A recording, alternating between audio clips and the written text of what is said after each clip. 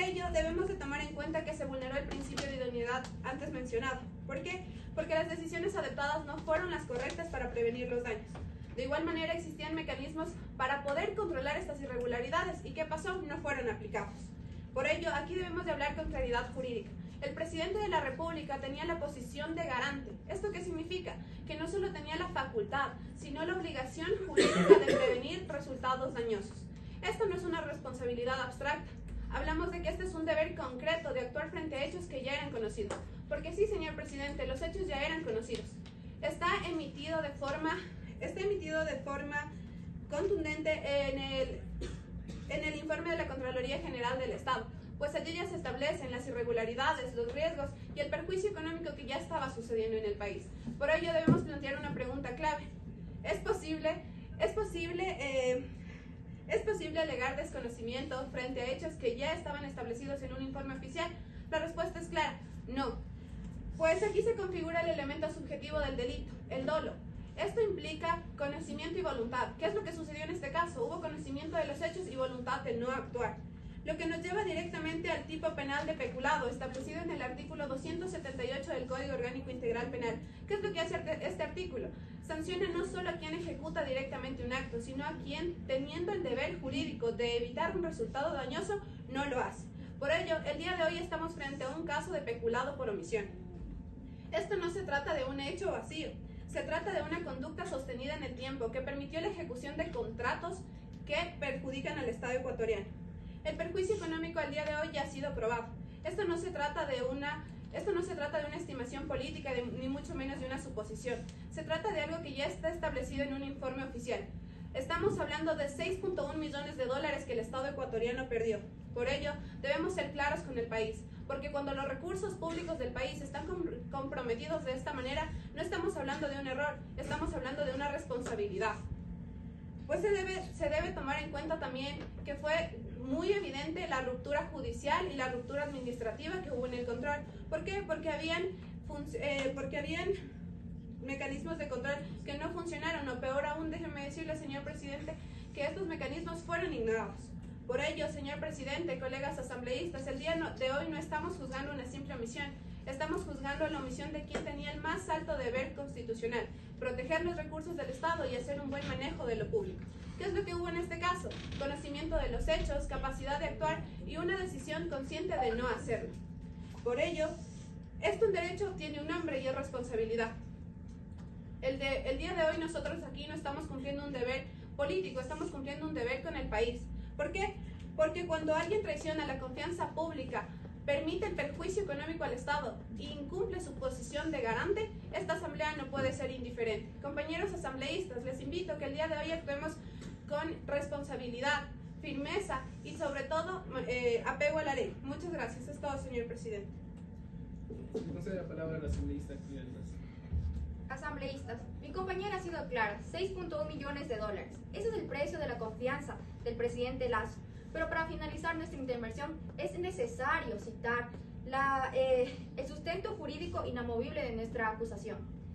Este juicio político no es ningún arrebato partidista. Está fundamentado estrictamente en el artículo 129, numeral 2, que nos permite procesar al presidente de la República por la configuración del delito de peculado. No necesitamos ninguna sentencia penal previa, necesitamos determinar la responsabilidad de quien permitió el asalto a las arcas del Estado. No lo decimos solo nosotros, la Corte Constitucional en su dictamen de admisibilidad fue clara. El peculado en este caso se configura por omisión dolosa. Señor Lasso, usted no apretó el botón del asalto, pero usted construyó la máquina, nombró al operador y cuando las alarmas de la Secretaría Anticorrupción y de la Contraloría General del Estado sonaron, usted decidió no detenerla. En derecho, quien tiene la responsabilidad o el deber de evitar un perjuicio y no lo hace, es tan responsable como quien lo ejecuta. Usted fue el garante de esta acción. Más allá de los decretos 107, del decreto 163 y más allá de las 36 visitas de Hernán Luque Lecar a su despacho, lo que hoy le juzgamos es la traición a la fe pública. Usted, señor presidente, no fue inoperante. Usted fue el arquitecto de un ecosistema de impunidad. Usted no solo permitió que se llevaran el dinero de Clopep, usted permitió que se llevaran la esperanza de un pueblo que creyó en su honestidad. Por el imperio de la Constitución, por el respeto al artículo 129 y por nuestra dignidad como país, el peculado está aprobado y su responsabilidad política es ineludible. Muchas gracias. Gracias. Concedo la palabra a la asambleísta Tatiana Cañar. Tiene usted el uso de la palabra.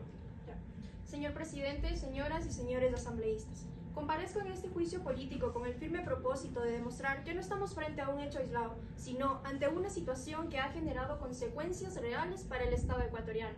En el caso que hoy nos convoca, se ha evidenciado la existencia de contratos dentro de la empresa pública Flope, que han resultado perjudiciales para el país. Estos contratos se mantuvieron vigentes a pesar de que existían advertencias sobre sus efectos negativos. Aquí es donde debemos centrar el análisis. ¿Quién tenía la responsabilidad de actuar?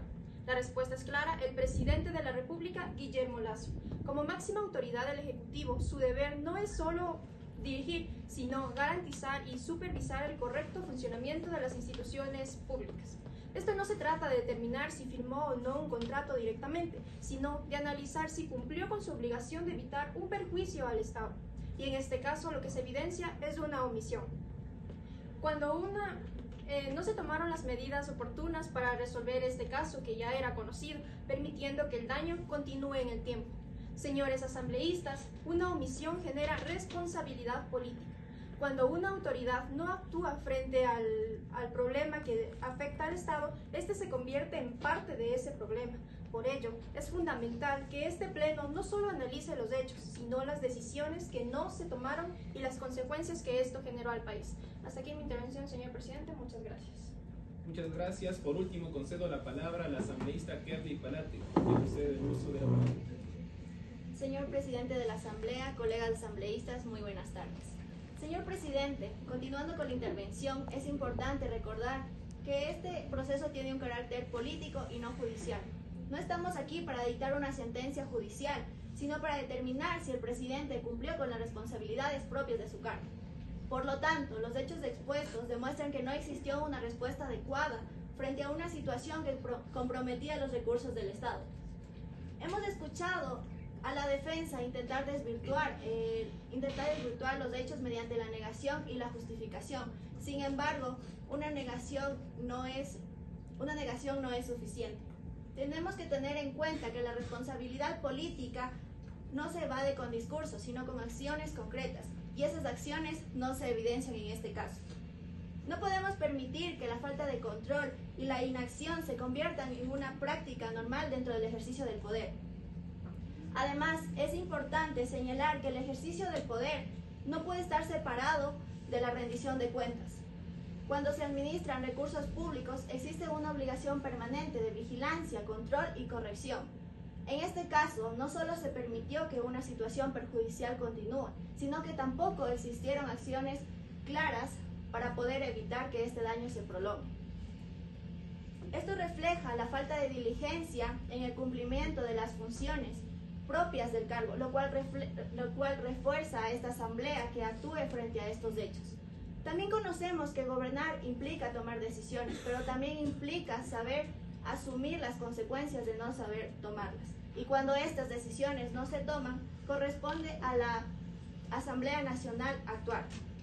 Hoy no estamos juzgando a una persona en lo individual, estamos aquí defendiendo un principio esencial: la responsabilidad en el manejo de los recursos públicos. El país exige respuestas, pero sobre todo exige que actúen con firmeza en la toma de decisiones.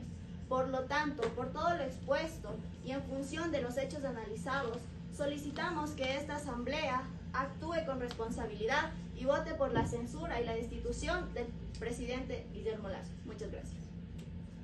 Muchas gracias a todos los asambleístas interpelantes por sus intervenciones. Con la presencia del señor presidente de la República en el recinto legislativo, de conformidad con su derecho constitucional de defensa, se le concede la palabra al señor presidente Guillermo Lasso Mendoza. Señor presidente, tiene usted el uso de la palabra. Señor doctor Alfredo Borrero Vega, vicepresidente constitucional de la República del Ecuador. Señor doctor Johan Sánchez, presidente de la Asamblea Nacional. Vocales de la Administración Legislativa, compañeros y compañeras asambleístas, queridos amigos de los medios de comunicación. Ante todo, me quiero dirigir hacia el distinguido pueblo ecuatoriano y a todos aquellos que con tanto brío se han dedicado a este infundado proceso. Quiero reconocerlos porque han hecho gala de una inventiva sin precedentes. Han estirado los límites de la imaginación humana, han creado situaciones ficticias que no resuelven los problemas del pueblo ni de nadie. Quiero agradecerles porque entre más ocurrida, pintoresca y absurda sean sus acusaciones, mayor será la oportunidad de templanza democrática que de verdad necesita este país. Quiero agradecer además la oportunidad que me han brindado de encontrarme aquí y demostrar algo que no se ha demostrado durante este juicio. Y eso es la rigidez de las normas, instituciones y leyes que existen en nuestro país. Admito que ha sido muy lamentable ver que de todo ese castillo que han construido durante 5 meses, la única carta que les quedó para enjuiciarme fue relacionarme con un tema que sucedió en el 2018 y 2019 relacionado con la empresa petrolera Flopec. Admito además que ha sido muy instructivo ver cómo se las han ingeniado para crear situaciones medianamente verosímiles 3 años antes de que yo asumiera la presidencia. La Contraloría hizo 3 recomendaciones que fueron cumplidos al pie de la letra. La Contraloría jamás hizo la recomendación de terminar el contrato con la empresa petrolera Amazonas Tanque. Fue la distinguida interpelante presente quien, a través de un informe de comisión que ella misma precede, quien decidió dar continuidad a este contrato. Tampoco existe sanciones de indicio de manera penal en contra de ningún funcionario público. Y bueno, cabe recalcar que durante el año 2018 la empresa petrolera Flopec perdió más de 50 millones de dólares, mientras que durante mi gobierno en el año de 2022 esta logró recaudar más de 180 millones de dólares. El contrato, adenda e informe de la Contraloría fueron emitidos en el año 2019 y 2020, 2 años antes de que yo asumiera la presidencia. Hasta aquí quiero hacer una pausa y quiero recapitular hasta lo que se sabe hasta ahora. En primer lugar, no existe firma de contratos durante mi gobierno.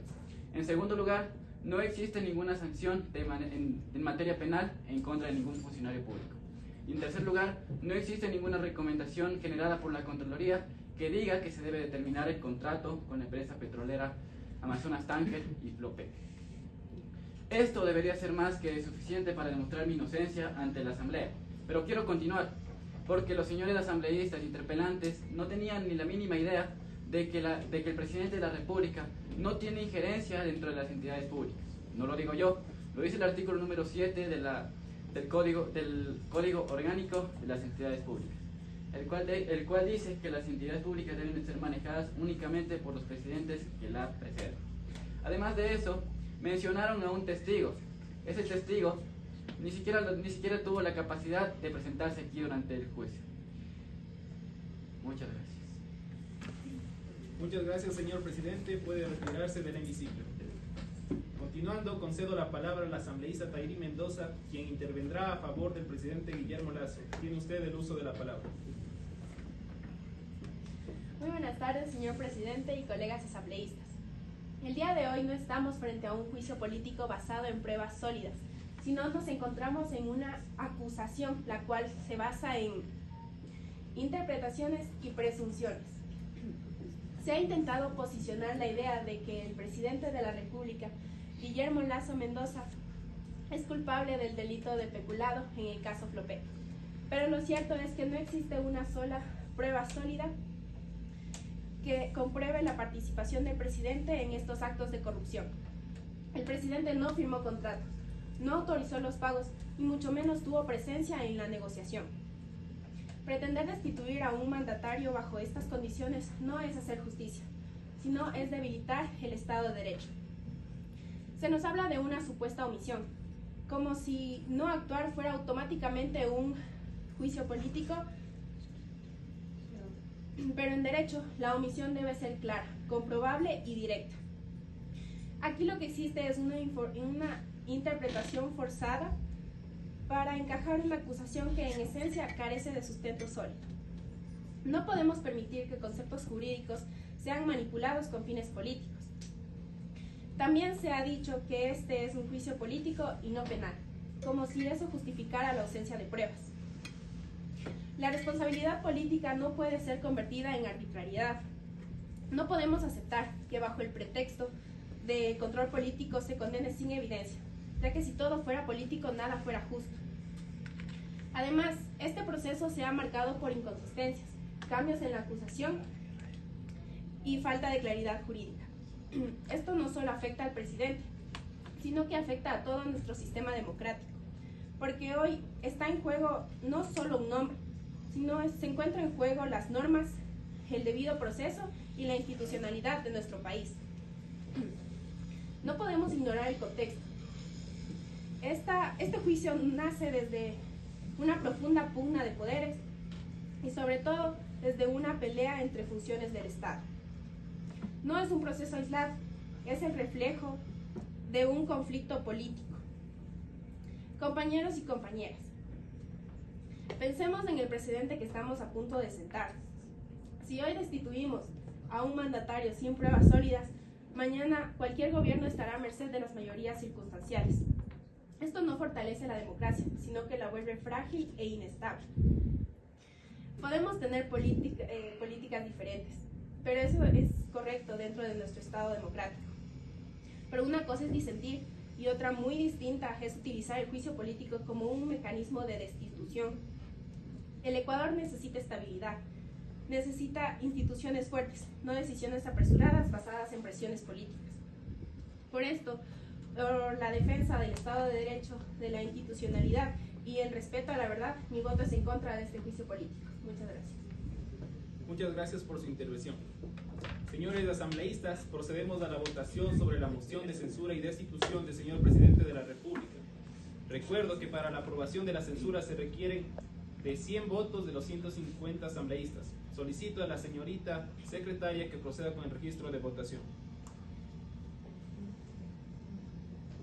Señor presidente, señoras y señores asambleístas de la Asamblea Nacional del Ecuador, por disposición de la presidencia se abre el sistema de votación sobre la moción de censura y destitución del presidente de la República. Señoras y señores asambleístas, por favor, procedan a consignar sus votos en sus curules.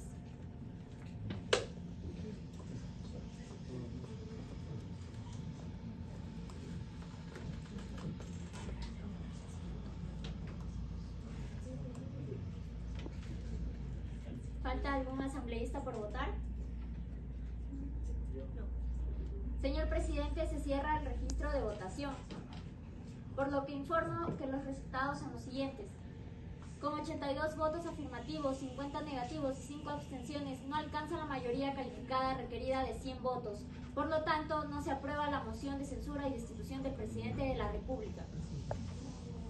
Muchas gracias. En virtud de los resultados obtenidos, la moción de censura y destitución no alcanza la mayoría calificada requerida por la Constitución de la República. En consecuencia, se ordena el archivo de la solicitud de juicio político contra el señor presidente de la República, Guillermo Lasso Mendoza. El señor presidente continúa en el ejercicio pleno de sus funciones. Con esto se da por concluida la sesión número 872 del Pleno de la Asamblea Nacional. Muchas gracias. Bueno, yo quería aclarar aquí que en este caso, como era el juicio político, se buscaba destituir a Guillermo Lasso. Entonces, como no hubo una mayoría que apoyara a Guillermo Lasso, entonces lo que él decidió, porque ya prácticamente él iba a ser destituido, de una manera u otra iba a ser destituido, entonces lo que él decidió es dar la muerte cruzada, y por eso ya decidimos. ¿Muerte cruzada? Es mandarse a todos. Disolver la Asamblea Nacional. Prácticamente. Recordemos en este caso que también hay facultades para disolver la Asamblea Nacional dentro del Poder Ejecutivo. Uno puede ser por obstrucción, por grave crisis y conmoción interna, que fue lo que fundamentó el presidente de la República en ese entonces. Alegó la existencia de una grave crisis política y conmoción interna, lo cual le justificó a optar a este procedimiento que también es constitucional. Ojo que cuando nosotros tenemos una herramienta dentro de la Constitución que nos permite, por un lado, la revocatoria del mandato, o nos permite en este caso la disolución de la Asamblea, es una herramienta constitucional. Entonces, el presidente, haciendo uso de esta herramienta constitucional,